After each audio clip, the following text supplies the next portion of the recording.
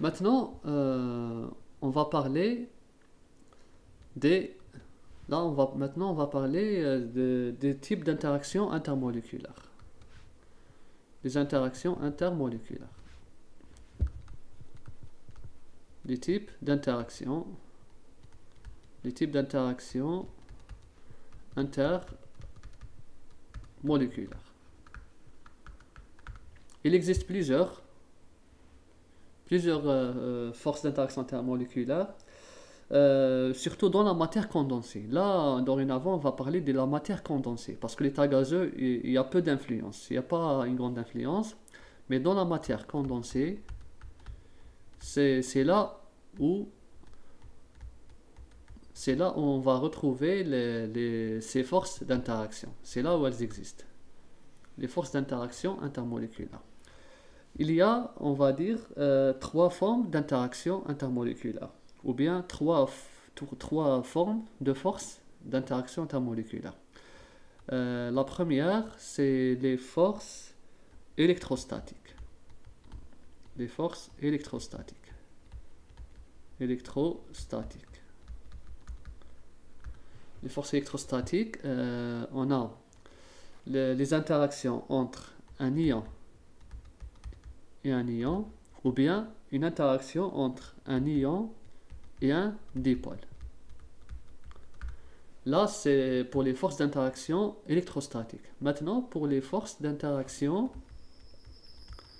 de Van der Waals, le deuxième type de force, c'est les forces de Van der Waals. Van der Waals. C'est un physicien hollandais. On lui attribue ces forces parce que c'est lui qui les a étudiées et il les a découvertes. Les forces de Van der Waals, qu'on va schématiser V, D, W. Dans les forces de Van der Waals, nous avons le dipôle. On a aussi dipôle. Là, c'est dipôle permanent. Les deux sont permanents. Là, c'est dipôle permanent, dipôle induit. Et nous avons le troisième type qu'on appelle les forces de dispersion. Les forces de dispersion.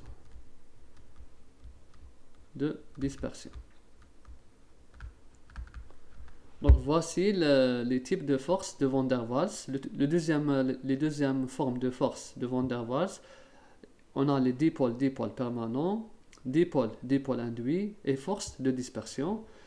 Et la troisième force qu'on connaît, c'est les liaisons hydrogènes, les interactions par liaison hydrogène.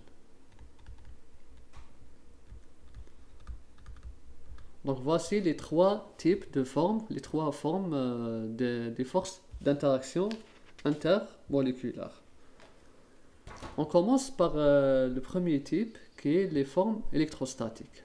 La force électrostatique. Les forces électrostatiques.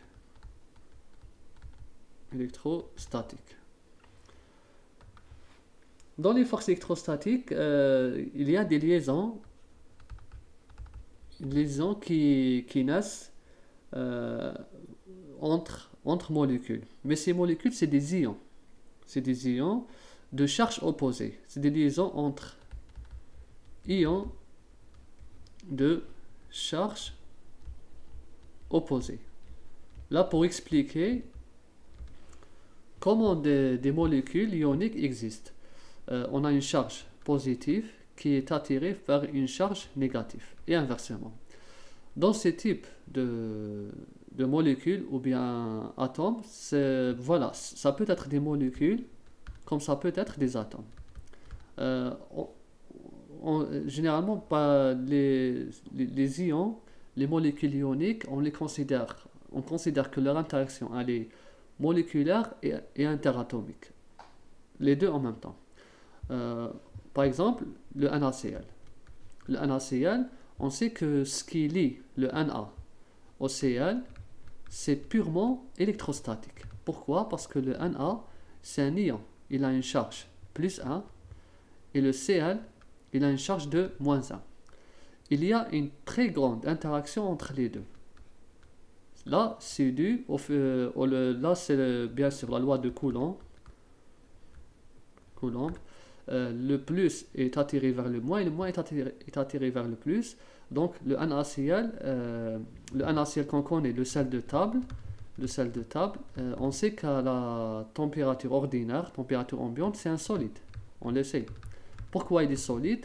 Car il y a des forces d'interaction intermoléculaires de type ion-ion.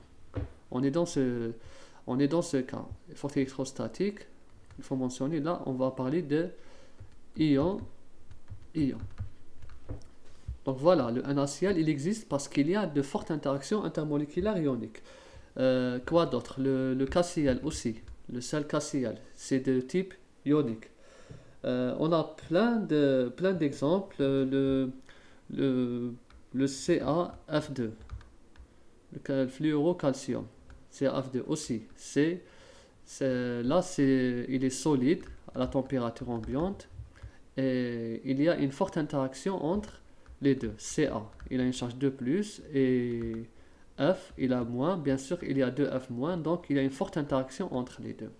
D'ailleurs, on peut confirmer, on a dit que pour évaluer la force d'interaction physique, on l'évalue à partir de la température de fusion ou bien la température d'ébullition. Les deux sont justes. Là, le NaCl, il a une température de fusion. La fusion, c'est la transformation du solide vers le liquide. C'est ça la fusion. La température de fusion de NaCl est aux environs de 801 degrés Celsius. C'est énorme. Donc pour faire fondre le sel de table, il faut apporter une température de 800 degrés. C'est énorme. Donc on voit bien que la liaison physique ion-ion, la force électrostatique de type ion-ion, est, je pense, parmi les plus importantes, les plus fortes qui existent à l'échelle moléculaire, puisque quand on parle de liaison physique, parce que là 801 c'est beaucoup, c'est énorme. Le deuxième exemple, le Ca, le fluorocalcium. Le fluorocalcium, il a une température de fusion là aussi de 1423 degrés Celsius. Là aussi c'est beaucoup.